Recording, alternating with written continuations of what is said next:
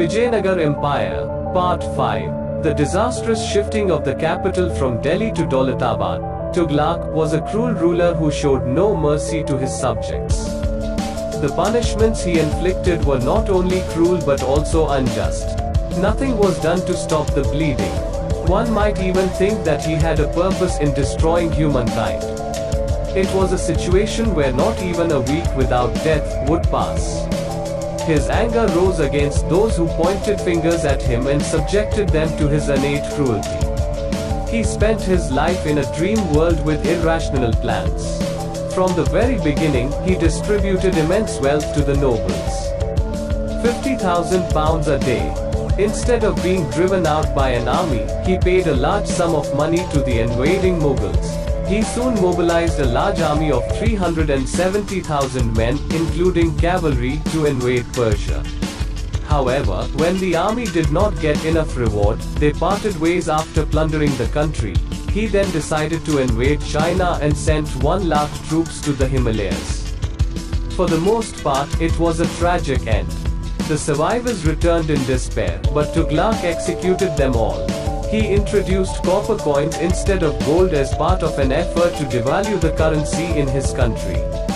However, the result was that the market lost stability and stagnated.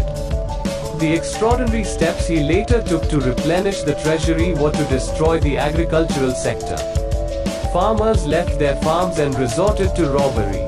Most of the arable land became uninhabited areas. A significant number of survivors lost everything they owned and had to turn to starvation and misery. This cruel pastime was repeated many times. He then ordered the massacre of an old Hindu town in Kannauj. The Hindu people were plagued by poverty and misery. He decided to shift his national capital to Devagiri and renamed it to Daulatabad, 600 miles from Delhi. The king issued a public proclamation urging the people of Delhi to leave for Devagiri as soon as possible. He also ordered the planting of large trees on the side of the road just before this. The unfortunate people, including children, women, and the elderly, who were forced to obey the king's orders, died on the way. This is what Ibn Battuta, an eyewitness to this atrocity, describes. According to the Sultan's order, everyone should leave Delhi. No one should be left at home. Those who are not ready to leave their homes will be severely punished.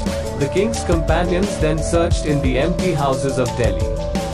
They brought a blind man before the Sultan who refused to go to Daulatabad. Then the Sultan ordered the blind man to be dragged on his feet to Daulatabad, a 10-day journey. The blind man's legs were amputated during the journey. By the time Ibn Battuta arrived in Delhi, the place had turned into a desert. After such dictatorial and stupid actions, Muhammad Tughlaq said that he was now satisfied and happy. He then looked at the deserted city on the terrace of his palace in the days when Delhi was uninhabited and devoid of fire.